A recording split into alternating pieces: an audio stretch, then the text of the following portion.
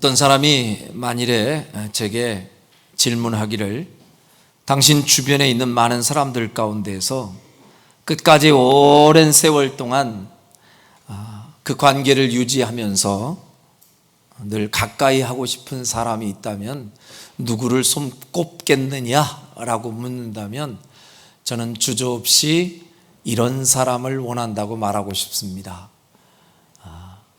약속 잘 지키는 사람. 저는 살면서 참 이게 굉장히 중요한 일이고 참 소중한 일이구나. 약속은 하기는 쉬워도 잘 지키고 이행하기는 쉽지 않습니다.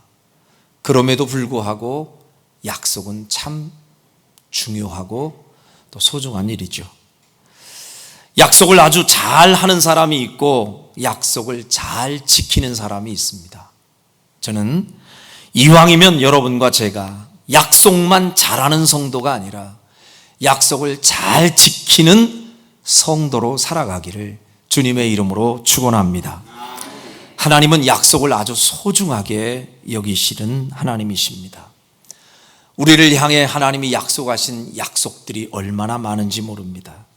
그리고 그 약속하신 것은 하나도 빠짐없이 그 하나님은 예외 없이 약속을 반드시 지키고 이행하시는 신실하신 하나님이신 줄로 믿습니다.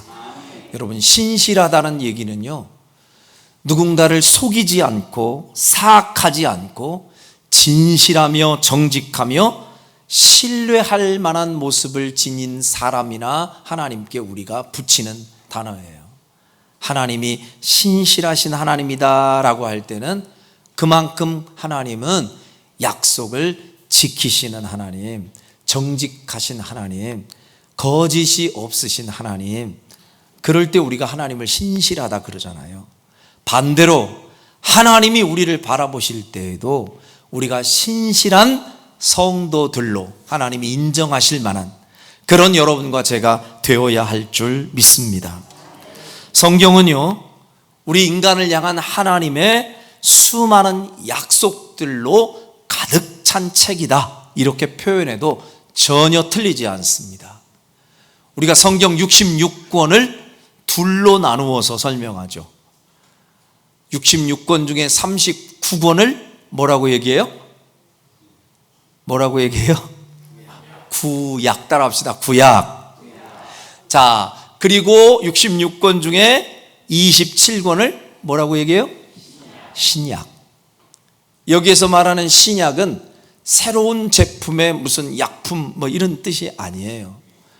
신약, 구약 할 때 이 약자는 언약할 때 사용하는 약속하는 약자예요. 약속 약자. 그래서 한마디로 얘기하면 구약은 예수님 이전에 오래된 언약, 오래전의 언약. 그래서 올드 테스트먼트 그렇게 구약을 표현하고, 신약은요 예수님 오신 이후에 새로운 약속, 뉴 테스트먼트. 그래서 신약이라고 얘기해요. 자, 결국은 구약이나 신약이나 다 뭐와 관련되어 있어요? 언약, 약속. 하나님이 우리를 향한 약속. 그 모든 약속들이 이 성경에 지금 가득히 기록되어 있습니다. 중요한 사실은 하나님께서 그 많은 약속을 해놓고 한 번도 하나님은 그 약속을 잊어버리시거나 어기지 않으신 하나님이심을 믿습니다. 야, 내가 약속을 너무 많이 해가지고 요즘 기억력이 깜빡깜빡한다, 내가 좀 잊어버렸다 하시는 하나님이 아니세요.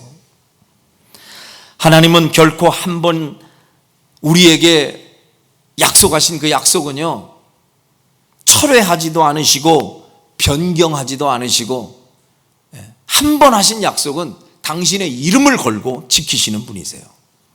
시편 89편 34절에 보니까 이런 말씀이 있습니다. 같이 시작.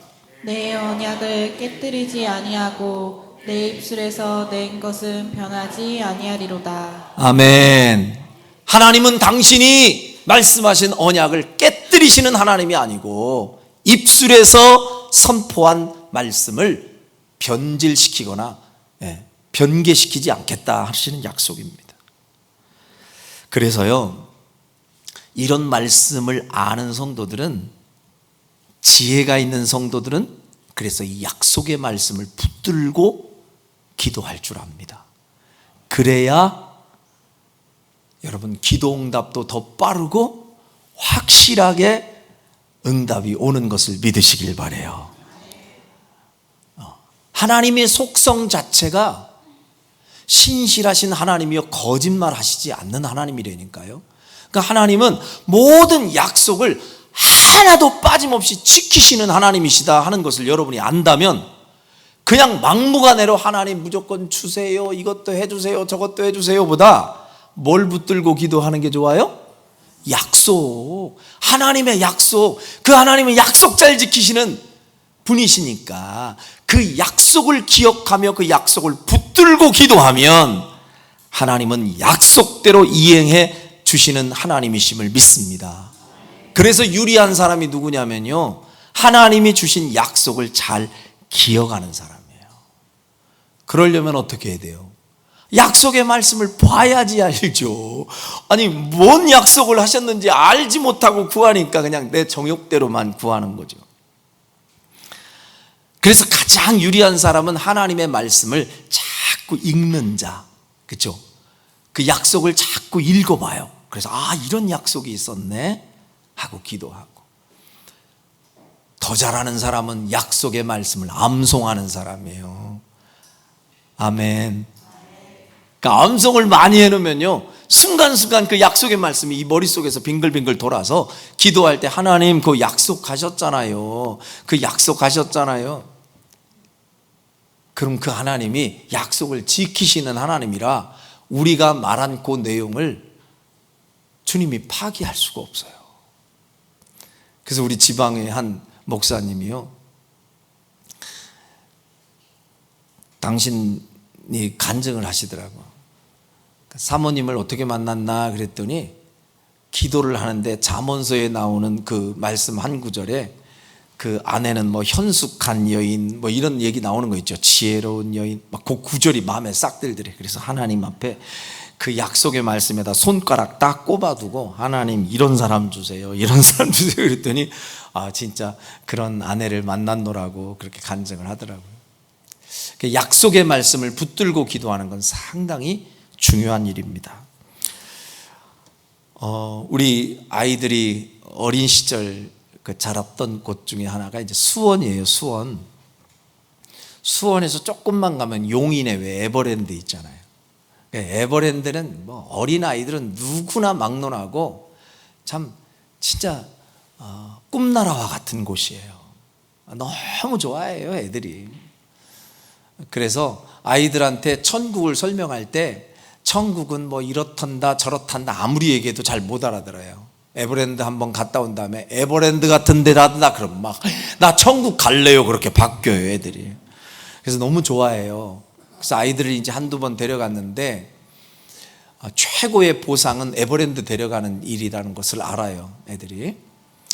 근데 한 번은 우리 이제 우리 아들하고 딸하고 태격태격 싸우는 모습이 자꾸 보여서 제가 얘기했어요. 오빠한테, 요한아 동생하고 싸우지 말고 잘 동생 이렇게 사이좋게 데리고 놀고, 또 어떤 때는 막 화도 나고 성질도 나지. 근데 오빠로서 조금 참고 인내하고 이러면 아빠 그거 다 알아.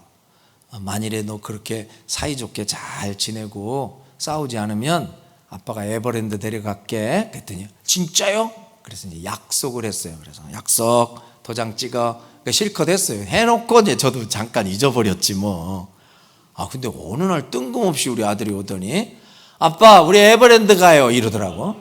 그래서 오늘은 아빠 힘들지 지금 너무 피곤해가지고 다음에 가면 안 될까 그랬더니 아빠 거짓말쟁이라고 그러면서 막 따지더라고요. 아빠가 왜 거짓말쟁이야 그랬더니 아빠는 약속해놓고 어떻게 그렇게 어길 수가 있느냐요. 그래서 아빠가 뭐라고 했는데 그랬더니 동생하고 안 싸우고 동생하고 사이좋게 지내면 네버랜드 데려간댔잖아요. 동생이 바닥바닥 나한테 따지고 덤비고 그러는데 진짜 내가 얼마나 화나는지 알아요? 근데 내가 아빠 생각하면서 꾹 참았단 말이에요. 근데 왜 약속 안 지켜요? 제가 가야 돼요, 못 가야 돼요? 아무리 피곤해도 피곤을 명분 삼아서 그 약속 포기할 수 없더라고요. 그래서 그래, 네 말이 맞다 하고 같이 에버랜드를 갔어요. 지혜로운 거죠. 그냥 막무가내로 땡깡 부리는 것보다 조목조목, 아빠 약속했잖아요. 제가 꼼짝 못 하더라니까요. 같은 원리입니다. 여러분, 하나님께 우리가 약속된 구절들을 기억하면서 하나님, 주님이 이 약속을 해주셨잖아요. 주님 약속 지키시는 하나님이시잖아요. 주님, 제가 이렇게 구하오니 약속대로 이루어 주시옵소서.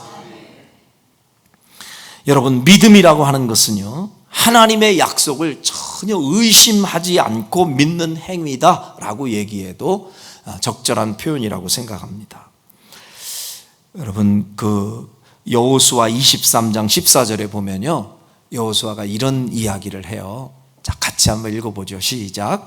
보라, 나는 오늘 온 세상이 가는 길로 가려니와 너희의 하나님 여호와께서 너희에게 대하여 말씀하신 모든 선한 말씀이 하나도 틀리지 아니하고 다 너희에게 응하여 그 중에 하나도 어김이 없음을 너희 모든 사람은 마음과 뜻으로 아는 바라. 아멘, 할렐루야. 하나님이 하신 말씀 한 절도 틀리지 않고 너희에게 그대로 응하고 하나도 어김없이 너희 삶 가운데 이루어질 것을 나는 믿고 너희도 알고 있지 않느냐. 요게 믿음이에요. 주님이 약속하신 구약과 신약 그 모든 내용이 여러분의 삶의 현장에 하나도 빠짐없이 그대로 응하게 될 것이라는 사실, 의심 없이 믿는 믿음의 사람들이 되시기를 바랍니다. 그 약속을 믿는 게 믿음이에요. 그게 믿음이에요. 하나님께서 우리에게 주신 약속들이 얼마나 많을까요? 수를 헤아릴 수가 없을 만큼 많습니다. 그 많은 약속들 가운데에 대표적인 것만 제가 몇 가지 소개해 드리겠습니다. 하나님은 우리에게 정말 많은 약속들을 해주셨어요. 그 가운데 한 가지 약속은 영생에 대한 약속이에요. 요한 1서 2장 25절에 보니 그가 우리에게 약속하신 것은 이것이니, 뭘 약속했대요? 영원한 생명이니라. 할렐루야. 하나님이 약속해 주셨어요. 영원한 생명, 영생. 여러분과 제가 이 땅에서 살다가 어느 때까지 살지 누구도 자신할 수 없지만 90평생을 살든 100평생을 살든 우리의 육신이 끝나는 날 이것으로 끝이 아니라 하나님은 믿음의 자녀들에게 준비한 영생의 나라 천국을 반드시 우리에게 주실 줄로 믿습니다. 그 약속도 해주셨고, 또 하나님은 용서에 대한 약속도 해주셨어요. 너희가 씻을 수 없는 주홍같이 붉은 죄라 할지라도 너희가 너희의 죄를 자백하면 주님은 의로우시고 미쁘셔서 우리 죄를 사하시고 우리를 모든 불의에서 깨끗하게 하실 것이요. 이것도 약속이에요. 아멘. 용서에 대한 약속이에요. 그러니까 죄가 있다면 내가 용서받을 수 있을까 없을까 불안해하지 말고 용서해 주시겠다고 약속하신 주님께 여러분의 죄를 고백하고 회개해서 용서받는 은혜를 체험하시길 주의 이름으로 축원합니다. 또한 필요를 채워주시겠다는 약속도 있어요. 빌립보서 4장 19절에 보니 같이 시작. 나의 하나님이 그리스도 예수 안에서 영광 가운데 그 풍성한 대로 너희 모든 쓸 것을 채우시리라. 아멘. 여러분의 삶의 현장에 필요가 느껴진다면 그래서 이 약속을 붙들고 구할 수 있는 거예요. 하나님이 내 인생의 모든 쓸 것을 채우시겠다고 약속하시지 않았습니까? 하나님, 내 인생에 이게 필요합니다. 약속을 붙들고 기도해서 필요를 채워주시는 주님을 경험하시길 주의 이름으로 축원합니다. 또 지혜를 주실 것을 약속해 주셨습니다. 여러분의 인생에 지혜가 부족하다고 생각하면 야고보서 1장 5절에 보니 시작. 너희 중에 누구든지 지혜가 부족하거든 모든 사람에게 후히 주시고 꾸짖지 아니하시는 하나님께 구하라. 그리하면 주시리라. 아멘. 구하면 지혜도 주시겠다고 약속합니다. 그뿐만이 아닙니다. 요한복음 5장 28절로 29절에 보면 부활의 약속도 해주셨습니다. 무덤 속에 있는 자가 다 그의 음성을 들을 때가 오나니. 29절 선한 일을 행한 자는 생명의 부활로, 악한 일을 행한 자는 심판의 부활로 나오리라. 아멘. 이게 무슨 소리냐면 예수님께서 이 땅에 다시 오실 때에 음성을 주시는 순간 무덤에서 잠자는 자들이 일어난다는 거예요. 몸의 부활을 얘기하는 거예요. 에이, 그런 게 어디 있어요. 사람이 죽으면 그냥 다 먼지로 돌아가고 화장하면 재로 가는 건데, 아니 뭐 몸이 어떻게 부활을 해요. 그냥 영혼만 뭐 어떻게 살겠지. 성경을 반만 믿는 거예요. 여러분, 처음에는 여러분 영혼이 임시 거하는 처소가 낙원이에요. 낙원. 근데 우리 예수님 이 땅에 다시 오시는 날 진짜로 가장 처음에 먼저 무덤에서 잠자는 자들이 일어난다 그러죠. 거기에서 일어나는 것은 그 영혼과 육체가 결합이 되어서 신령한 영체로 예수님이 부활하셨을 때 가지셨던 그 신령한 몸의 모습으로 여러분이 부활하게 될 것을 믿습니다. 믿습니다. 여러분 그거 믿으세요. 그 약속이에요. 하나님의 약속. 그런데 아까 보니까 거기 마지막에 보니까 악한 일을 행한 자는 심판의 부활을 하게 될 것이다 그러죠. 악한 자도 부활을 해요. 악한 자도. 근데 그 악한 자는 심판받는 그 영원한 지옥으로 들어가게 되는 거예요. 근데 어쨌든 이것도 하나님의 약속이에요. 자, 그 다음에 말씀드렸듯 예수님께서 이 땅에 다시 오시마 하신 약속도 있어요. 예수님은 이 땅에 2000년 전 잠깐 오셔서 33년간 사시다가 십자가에 달려 돌아가시고 그 다음에 사흘 만에 다시 살아나신 사건만으로 끝난 게 아니라 이 땅에 40일을 계시다가 하늘로 승천하시고 승천한 모습을 바라보는 수많은 사람들에게 천사가 얘기합니다. 너희들이 본 그대로 그 주님께서 이 땅에 다시 오시리라. 할렐루야.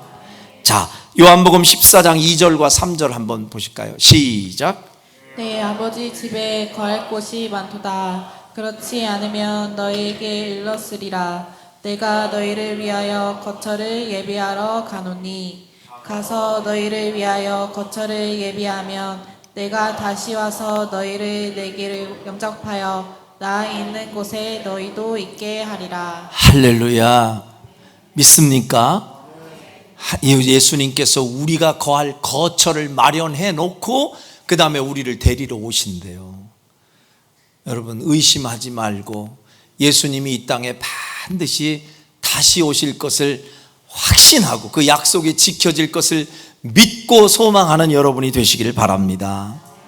예, 이런 수많은 약속들을 주님이 우리에게 해주셨어요.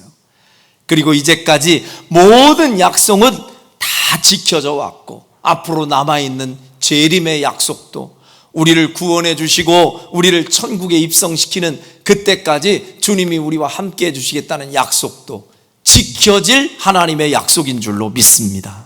근데 문제는 여기에서 하나님 감사합니다. 이 수많은 약속들이 우리에게 하나님께서 베푸신 약속들인데 그 약속이 우리에게 지켜지기를 원합니다 하는 마음으로 사는 것도 중요한데 문제는 이 약속이라는 것은요 한 사람만 지키는 약속이 아니에요.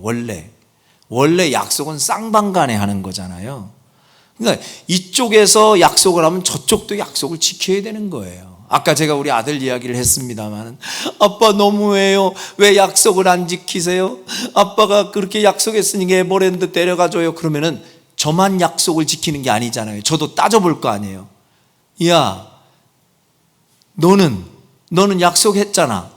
동생하고 안 싸우기로 했잖아. 근데 오늘 그냥 동생을 취업 해놓고 아빠한테 와가지고 약속 지키라고 해? 너 약속도 안 지키고 아빠한테 약속 지키라 해? 그러니까 제가 약속을 안 지킬 명분이 생겨버린다니까요. 그러니까 이 아이도 약속을 지켜야 제가 약속한 약속을 이행할 수 있는 근거가 되잖아요.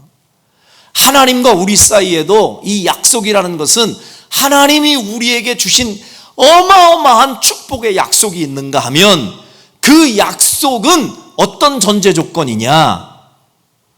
우리가 하나님 앞에 지켜야 할 약속이 이행될 때 오는 약속이에요. 예를 들면 아브라함에게 주님이 찾아오셔서 하나님께서 아브라함아, 이제 내가 너한테 명령하는 그 모든 명령과 규례를 네가 믿고 지키고 따르면 내가 너에게 하늘의 별과 같은 모래의 수와 같은 이 엄청난 자손의 축복을 주리라, 또 민족을 세워주리라. 이 모든 약속이 아브라함이 믿음으로 순종했을 때 줄 약속이에요. 이해가 되시면 아멘. 그래서요, 이 창세기 15장에 보면 하나님께서 아브라함을 부르시고 아브라함과 언약하는 언약식 장면이 나와요. 근데 재미있는 사실은 이 언약식을 하는데 아주 특이한 방법을 하나님이 이용하십니다. 아브라함아, 너하고 나하고 약속하자. 그리고 왜 우리가 언약식 하면 뭐 여러 가지 약속하잖아요. 뭐 옛날에 저도 소꿉놀이 할 때도 이제 조윤주라는 애인데 걔도 조씨네 참. 조윤주라는 애가 있었거든요. 네. 근데 걔가 제 여자친구였는데 빠끔살이라고 그러잖아요, 우리. 그리고 막 그 소꿉장난하면서 지가 그러더라고 나보고. 넌 내 저기 남편 돼. 나는 네 아내 될 거야. 막 이래갖고는요. 7살 땐가 6살 때 서로 약속했어요. 우리 서로 결혼하자고. 그랬더니 걔가 어디로 이사 갔는지도 모르게 어디로 도망가 버렸어. 근데 막 그때는 약속을 막 이렇게 하고 뭐 왜 꽃반지 같은 거 있잖아요. 그런 것도 막 끼워주고. 일종의 언약식을 하려면 뭔가 뭐 퍼포먼스가 있잖아요. 하나님이 언약식을 하자 하면서 뭔 약속을 하시느냐 하면, 야, 동물들을 일단은 가져와라. 그 동물들을 가져오니까 그 동물을 반으로 쪼개내는 거예요. 동물을 쪼개어서 양쪽으로 놔요. 양쪽으로 놓고 이 쪼개진 동물 사이로 하나님과 아브라함이 같이 지나가자는 거예요. 이게 언약식의 의식이었어요. 왜 하나님 그러시나 그랬더니 하나님이 설명까지 해주십니다. 너하고 나하고 약속을 했지. 이 언약은 변하면 안 돼. 끝까지 가는 거야. 근데 만일에 너든 나든 둘 중에 하나라도 언약을 파기하면 어떻게 되리라? 쪼개진 짐승처럼 되는 거야. 다른 말로 무겁게 얘기하면요, 하나님이 목숨 걸고 약속하신 거예요. 여러분, 어설픈 약속이 아니에요. 인간과 인간끼리 하는 약속은 뭐 했다가도 파기되고 변해버리고, 언제 내가 그랬어 막 떼기장 부리고 그럴 때 있잖아요. 근데 하나님의 약속은요, 엄중한 약속이에요. 생명 걸고 약속해요. 너하고 나 사이에 언약이 파기되면 뭐처럼 되리라? 쪼개진 짐승처럼 결국은 죽게 될 것이다 라고까지 약속을 해요. 그런 아주 엄중한 약속을 하시면서 이 하나님께서 아브라함에게 수많은 약속을 주셨고 아브라함에게도 약속을 요구하세요. 아브라함에게 주셨던 첫 번째, 아브라함아, 네가 네 본토 친척 아비 집을 나를 믿고 떠나면 내가 너 책임져 줄게. 그럼 아브라함은 네 하고 약속을 했다면 떠나야 되는 거예요. 본토 아비 집을, 내가 의지하던 삶의 기반을 내려놓고 하나님 의지하는 대로 믿음으로 발을 내디디면, 아브라함이 약속을 지키면 우리 하나님께서 그를 책임져 주시는 줄로 믿습니다. 두 번째, 아브라함에게 또 명령하세요. 아브라함아, 네 가정에 이스마엘, 그 육신의 소산이 있으면서 네 약속의 자녀 이삭과 계속 싸우고 다투고 분쟁이 일어나지 않냐? 이스마엘을 쫓아내라. 이게 우리로 보면요, 육신의 소산, 정욕의 생각, 이런 것들을 내 속에 같이 품고 살지 말라는 거예요. 그거 쫓아내. 그러면 쫓아내야지 되는 거예요. 아브라함도 그 말씀에 순종합니다. 하나님께 약속을 지켜요. 그랬더니 하나님이 이삭을 통해서 그 약속의 계보를 쭉 이어가며 축복해 주시잖아요. 그리고 하나님이 또 마지막 명령해 주시죠. 네가 제일 아끼는 독자 이삭을 내게 바쳐라. 너 할 수 있니? 네, 하나님 할 수 있습니다. 그럼 약속 한번 지켜봐. 아브라함이 얼마나 그 약속을 준행하기가 힘들었겠어요. 근데 모리아 산상까지 정말로 그 갈등을 이겨내며 믿음으로 이 독자 이삭을 데리고 가서 하나님께 번제물로 드리려 할 때 하나님은 그 약속을 준행하는 아브라함을 보시고 이제 됐다. 네가 나한테 지키는 그 약속을 보니 이제 됐다. 내가 너에게 약속한 모든 것을 이행하리라. 이게 하나님과 우리 사이의 관계 속에서 이루어지는 약속에 관련된 이야기들입니다. 사랑하는 여러분, 하나님은요 이렇게 약속을 정말로 중요하게 여기시는 분이기 때문에 그런 의미에서 지금도 우리 하나님은 약속을 잘 지키면서 이행하는 사람을 누구보다도 기뻐하고 존귀히 여기시는 분이라고 믿습니다. 아주 작은 약속이라도, 그래서 여러분과 제가 신앙생활하며 하나님께 작은 약속이라도 한 것이 있다면 하나님이 그 약속이 이루어질 때를 주님은 기대하시면서 주목하시는 하나님이신 줄로 믿습니다. 근데 오늘 본문에는요 안타깝게도 하나님과 약속을 실컷 해놓고도 그 약속을 우습게 여기면서 약속을 헌신짝처럼 벗어던진 사람들의 이야기가 기록되고 있습니다. 오늘 8절의 말씀을 먼저 읽겠습니다. 어떤 일이 벌어졌는지요? 8절 시작. 시드기야 왕이 예루살렘에 있는 모든 백성과 한 가지로 하나님 앞에 계약을 맺고 자유를 선포한 후에 여호와께로부터 말씀이 예레미야에게 임하니라. 잘 들어보세요. 여기 시드기야 왕이 나오는데요, 이 시드기야 왕은 이스라엘의 남왕국 유다가 멸망하기 바로 직전에 제일 마지막 왕이 시드기야 왕이에요. 근데 그 시드기야 왕이 예루살렘에 있는 모든 백성과 한 마음으로 누구 앞에서? 하나님 앞에서 뭘 맺어요? 계약, 약속이에요. 약속을 맺고 자유를 선포한 후라고 표현하죠. 하나님 앞에서 엄청난 약속을 합니다. 자, 그 약속의 내용이 뭘까요? 9절입니다. 9절. 자, 무슨 약속을 하는지 보세요. 시작. 그 계약은 사람마다 각기 히브리 남녀 노비를 놓아 자유롭게 하고 그의 동족 유다인을 종으로 삼지 못하게 한 것이라. 그 약속의 내용을 설명합니다. 사람마다 히브리 남녀 노비를 놓아 자유롭게 하고, 무슨 소리냐면 이스라엘 백성들 가운데는요 하나님께서 주신 율법 가운데에 내가 데리고 있던 종이, 노비가, 노예가 계속해서 나랑 같이 살다가도 7년이 되면 7년을 주기로 해서 그 7년째 되는 해에는 반드시 그 노비를 해방시켜줘라, 풀어주라, 놓아주라. 이게 하나님의 명령이었어요. 그런데 시드기야 왕을 비롯해서 유다의 많은 백성들 가운데 고관들은요 자기가 데리고 있던 그 몸종들이 있죠, 그 노예와 노비들을 안 풀어주는 거예요. 7년이 넘어도 14년이 넘어도 21년이 넘어도 안 풀어줘. 왜? 내가 데리고 있다 보니 너무 편하고 좋거든요. 그리고 나한테 길들여졌거든요. 이 몸종을 왜 풀어줘요? 그러니까 욕심껏 붙잡고 안 놔주는 거예요. 하나님의 명령이 있었어도. 그러니까 돌쇠든 마당쇠든 늘 한번 붙들리면 평생 동안 종이 되니 하나님의 입장에서는 참 안쓰러운 일이죠. 법으로 주님이 지정해 줬는데도 안 해요. 그런데 오늘 말씀해 보니까 갑자기 하나님 앞에서 이들이 맹세를 하며 약속을 합니다. 하나님, 이제는 우리가 붙잡았던 이 노비를 놓아서 자유롭게 하겠습니다. 간만에 하나님이 기뻐하실 만한 일을 하는 거예요. 지금 시드기야 왕이. 자, 거기에 같이 동참하는 사람도 있습니다. 10절 시작.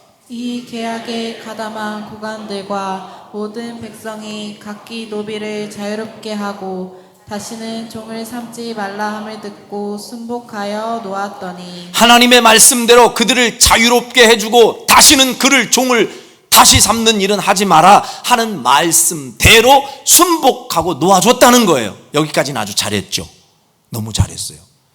근데 도대체 이 사람들이 왜 갑자기 뜬금없이 자기 노예를 놓아주겠다고 하나님께 막 약속을 하고, 하나님 우리 노비 다 놓아줄게요 왜 이랬을까요? 이유가 있어요. 이들이 갑자기 하나님 앞에 이쁜 짓을 하려고 몸부림치는 이유는 7절에 나와 있어요. 7절. 자, 7절 같이 한번 읽어보죠. 시작. 그때 바벨론의 왕의 군대가 예루살렘과 유다의 남은 모든 성읍들을 쳤으니 곧 라기스와 에산과 유다의 공권 성읍 중에 이것들만 남았음이더라. 자, 무슨 상황이 있었어요? 바벨론이라는 나라가 군대를 데리고 쳐들어와서 예루살렘을 다 포위해버린 거예요. 그러니까 지금 시드기야 왕의 입장에서 볼 때는 야, 이거 큰일 났다. 죽을 상황, 위기의 상황이 벌어진 거예요. 옴짝달싹 못하는 위기의 상황을 당하자 갑자기 시드기야 왕과 고관들이 가장 먼저 하나님 앞에 자세를 낮추고, 하나님 우리가 노예를 풀어주겠습니다. 이게 무슨 맥락이지? 라고 생각할지 모르지만요, 잘 보세요. 우리가 인생을 살다 보면 내가 생각하지 못했던 갑작스러운 아주 당황스러운 위기의 상황을 만날 때가 있어요. 어려운 일을 만날 때가 있어요. 그럼 여러분 어떻게 생각해요? 내가 하나님 앞에 뭐 잘못한 거 있나? 나 하나님 앞에 가만 있어봐, 내가 뭐 범죄한 거 뭐 있지? 이런 생각 해요, 안 해요? 안 해요? 하죠? 저만 그런 줄 알았어요. 지금 전 무슨 일이 있고 잘 안 되고 뭐가 자꾸 이상한 일이 꼬이고 그러면 가장 먼저 딱 생각나는 게, 나 하나님 앞에 내가 혹시 잘못한 거 없나? 자꾸 저부터 점검하게 돼요. 그러니까 이 시드기야와 유다의 그 고관들도 그 생각을 한 거예요.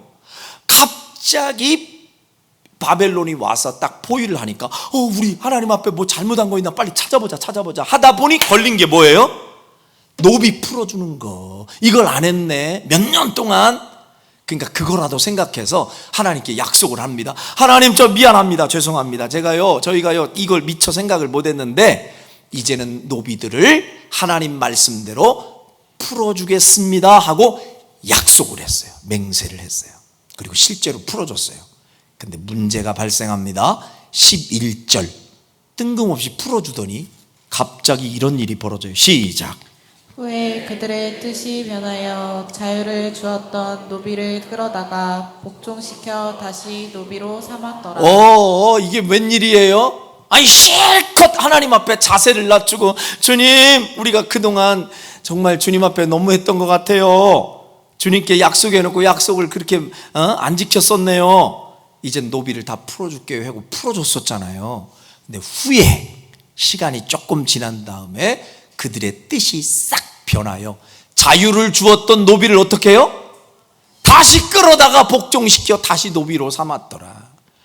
아니, 마당새와 돌새가 드디어 해방됐다 하고 가서 막 자기 살림 차리려고 하더니 다시 와 이리 와, 너네 와, 어디로 도망가 이놈 자식들, 이리 와 해서 또 복종시키는 거예요. 이런 경우가 어디 있어요, 글쎄? 자, 왜 그랬을까요? 이 얘기가 그야말로 화장실 갈 때 다르고 나올 때 다르고 그 소리예요. 처음에 노비를 풀어줄 때만 해도요, 이 시드기야 왕과 고관들이 생각할 때는 상당히 위기감을 느꼈던 아주 위험한 상황이었거든요.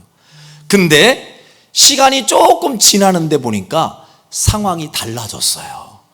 갑자기 조금 상황이 좋아졌어요. 그 이야기가 37장 5절에 나옵니다. 37장 5절 한번 보세요. 자, 읽어보세요. 시작. 바로의 군대가 애굽에서 나오매 예루살렘을 에워쌌던 갈대아인이 그 소문을 듣고 예루살렘에서 떠났더라. 여기에서 말하는 갈대아인은 바벨론 사람들을 얘기해요. 이 바벨론 사람들이 예루살렘을 에워싸고 있는데 바로의 군대, 다시 말하면 애굽에서 애굽에서 지금 바벨론을 향하여 온다, 그 얘기를 들었어요.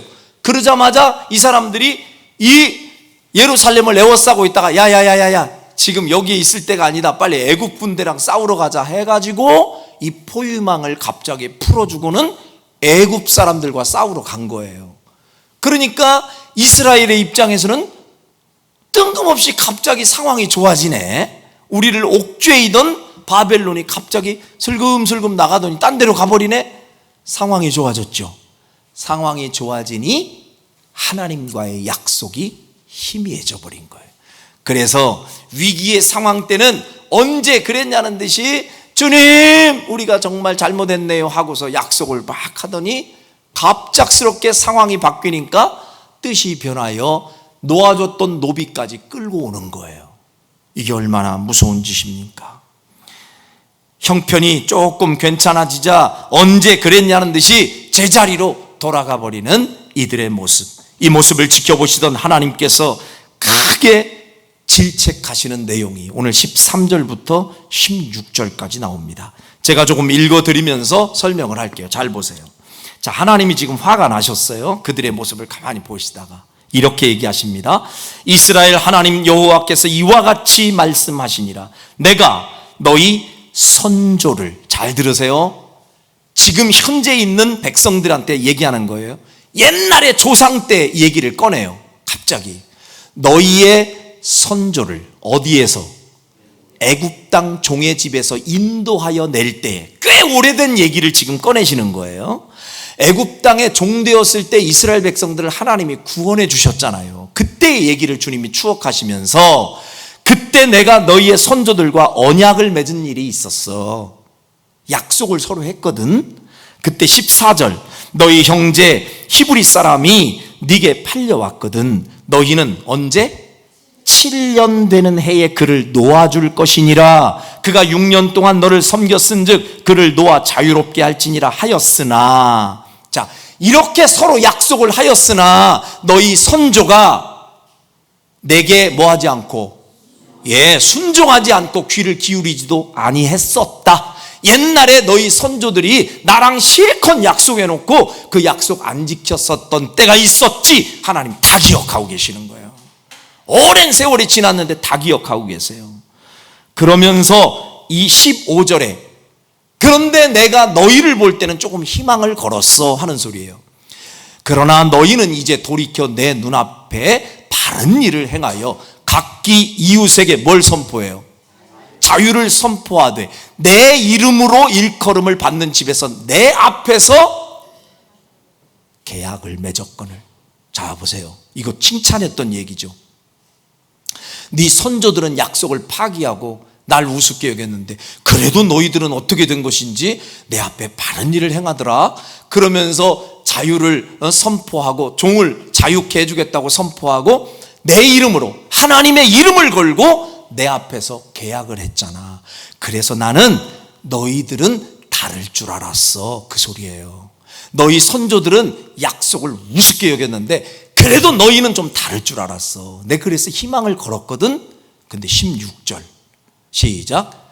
너희가 돌이켜 내 이름을 더럽히고 각기 놓아 그들의 마음대로 자유롭게 하였던 노비를 끌어다가 다시 너에게 복종시켜 너희의 노비로 삼았도다. 내가 너희는 믿었건만 너희들은 그렇게 신실하게 약속을 지키겠다고 해놓고 내 이름을 걸고 맹세하더만, 약속을 하더만 어떻게 이럴 수가 있니? 그러면서 약속을 파기한 그들을 향해 주님이 뭐라고 얘기하시냐면 너희가 내 이름을 뭐하고? 더럽히고. 여러분 보세요. 하나님과 약속한 것을 우습게 여기는 것은 하나님의 이름을 더럽히는 일이에요. 하나님 보실 때 하나님의 이름을 기만하는 것이고 우롱하는 것으로 하나님이 간주하세요. 너희들이 어떻게 나하고 약속해놓고 언제 그랬냐는 듯이 이렇게 입 딱 씻고 제자리로 돌아가니? 그럴 수 있어? 내가 그렇게 우스워? 하는 말씀 같은 내용이에요.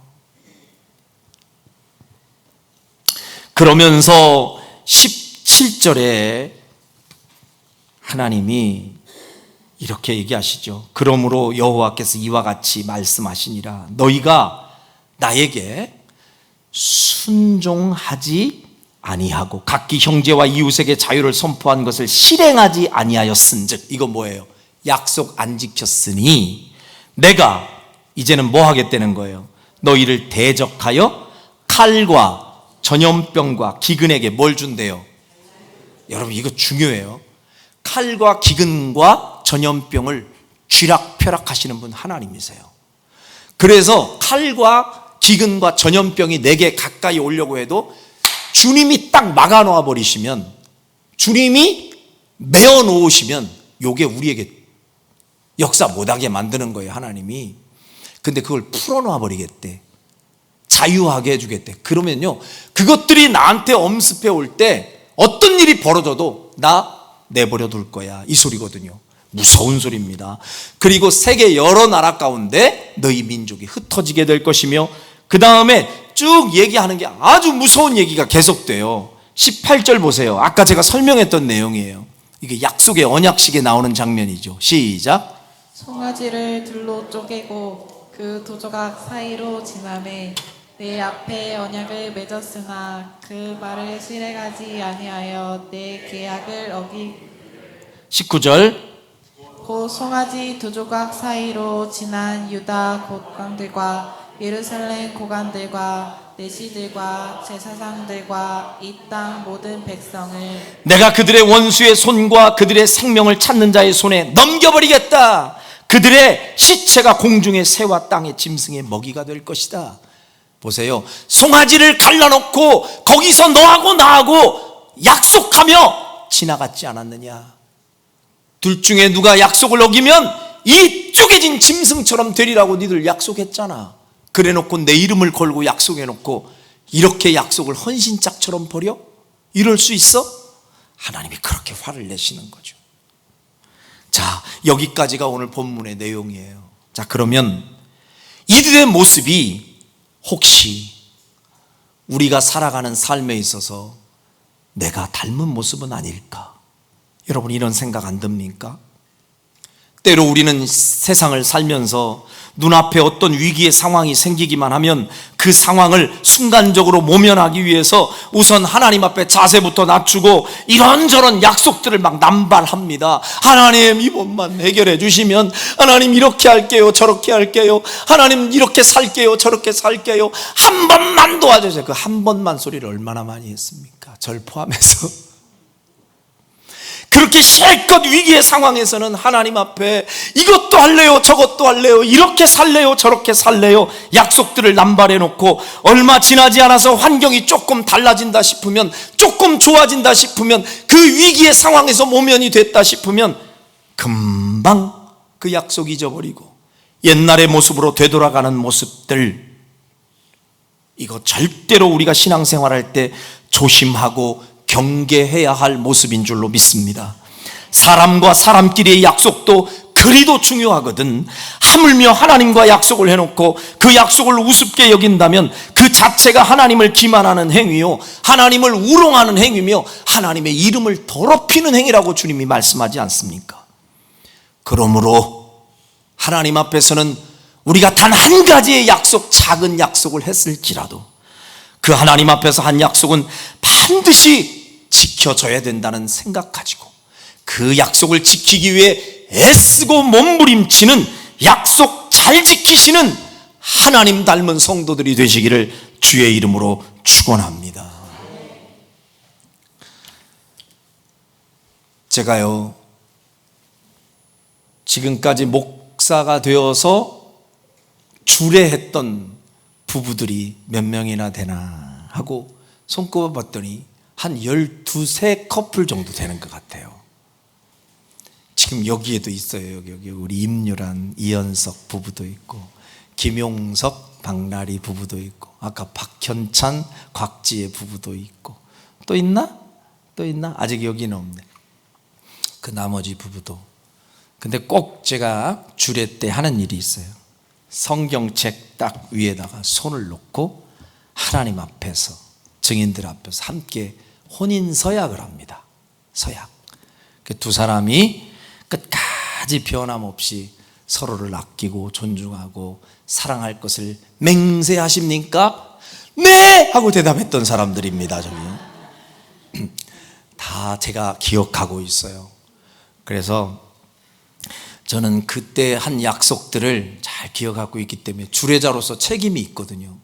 이 사람들이 약속을 잘 서로 지키면서 사는가 안 사는가 제가 유심히 보고 있거든요. 그래서 만일에 혹시 두 사람이 잘 이렇게 약속이 이행돼야 되는데 약속을 조금 서로 어기는 것 같다, 그럼 제가 혼인 서약서를 들고 쫓아가려고 해요. 근데 아직까지는 다행스럽게 제가 이렇게 주례했던 부부들은요, 아직까지는 감사하게 한 번도 그런 어떤 법정에 서가지고 저한테 좀 해결해 달라고 하는 사람이 없어요. 다행히. 얼마나 감사한지. 그래서 여러분, 이건 비밀인데요, 주례를 아무한테나 부탁하는 거 아니요. 그 주례자의 영향도 있는 것 같아, 제가 볼 때. 아, 그래요? 진짜로. 그래서 제가 주례했던 그 부부들은요, 비교적이 아니야, 진짜. 다 잘 살아. 다 잘 살고, 정말, 너무너무 아주 잘해. 근데 그게 보니까요, 제가 만일에 주례자가 맨날 아내와 티격태격, 막 눈탱이 밤탱이 되고, 막 싸우고, 막, 이런 사람인데 저한테 주례를 부탁했다. 그 전염돼. 근데, 그 앞으로 꼭 기억하셔. 주례 부탁할 때는 그 사람의 배후를 한번 잘 살펴봐야 돼.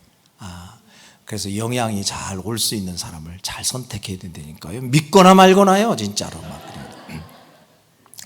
그래서 부부 관계가 좋은가 이것도 잘 보고, 그 가정은 화목한가, 그리고 딱 보고 또 이제 자녀 수까지 또 헤아려 보셔봐.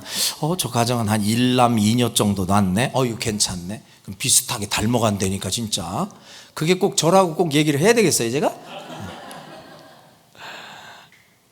웃기는 얘기고, 사실은 제가요 그렇게 혼인 서약을 해놓고도 유심히 살펴보죠. 그 둘이 그때는 어때요? 막 사랑에 눈이 멀고 막 콩깍불이 씌어가지고 검은 머리가 팥뿌리가 되도록, 팥뿌리는 이제 우리 비슷하게 저렇게 하얗게 된 거를 팥뿌리라고 그래요. 팥뿌리 될 때까지 비가 오나 눈이 오나 바람이 부나 우리는 변함없이 서로를 존중하며 사랑하겠습니다, 이거 약속을 했거든요. 신혼여행 갔다 오다가 그냥 끝나는 사람도 있고, 약속 그냥 파괴해버리는 사람도 있고 그러잖아요. 근데 약속 잘 지키기를 부탁드리고, 또 하나는요, 우리 교회 성도들 가운데는 직분자 서약을 한 경우가 있어요. 직분자들, 직분을 세울 때 제가 반드시 서약을 받습니다.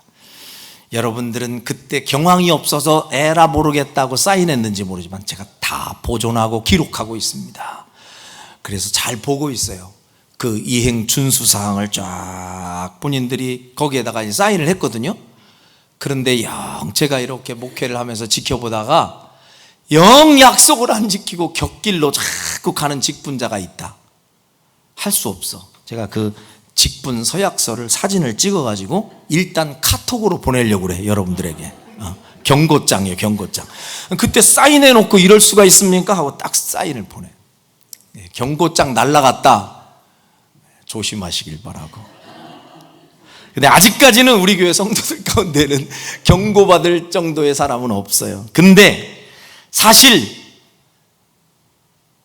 이런 일이 벌어졌다 치더라도 목사가 경고장을 보내는 그 문자 하나 받았다고 큰일 날 거는 없어요. 그러나 하나님 앞에서는 다릅니다. 설령 저하고 여러분 사이에 뭐 사인하고 뭐 이런 거 없다 쳐도 하나님 앞에서는 다른 거예요. 하나님은 약속을 소중히 여기시는 분이시고, 그리고 그 하나님은 우리가 드린 약속을 잊지 않으시는 하나님이시고, 그 약속이 지켜지기를 기대하시는 하나님이신 줄로 믿습니다. 그 하나님이 지금도 우리를 주목하여 보시면서 주님과 우리 사이에 이루어진 그 약속이 이행되기를 기다리고 계시는 줄로 믿습니다. 시편 15편 4절에 보니까 이런 말씀이 있습니다. 시작. 그의 눈은 망령된 자를 멸시하며 여호와를 두려워하는 자들을 존대하며 그의 마음에 서원한 것은 해로울지라도 변하지 아니하며. 보세요, 이건 다윗이 고백한 내용인데, 그의 마음에 서원한 것은, 그거 하나님께 약속한 것은 뭐 할지라도, 해로울지라도 변하지 말고 지켜야 된다는 얘기예요. 하나님께 약속한 것은 해로울지라도 지키래요. 이게 성경의 약속이에요. 전도서 5장 4절, 하나님께 서원하였거든, 약속했거든, 어떻게 하래요? 갚기를 더디게 하지 말라. 하나님은 우매한 자들을 기뻐하지 아니하시나니 서원한 것을 갚으라. 아멘. 아멘. 사랑하는 여러분, 하나님의 그 수많은 축복의 약속들이 우리에게 이루어지기를 간절히 우리가 바라는 만큼 우리 역시 하나님께 드린 그 약속을 잘 지키려고 애쓰는 성도들 모두가 되시기를 주님의 이름으로 축원합니다. 기도하겠습니다.